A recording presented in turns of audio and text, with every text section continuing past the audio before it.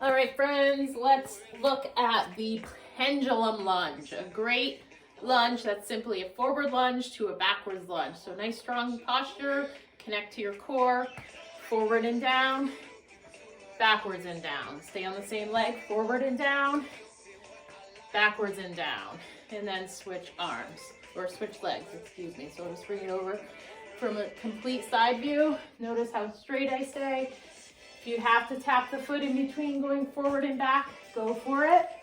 But as you get stronger, you'll be able to just pass right through without putting that foot down. So truly a single leg exercise.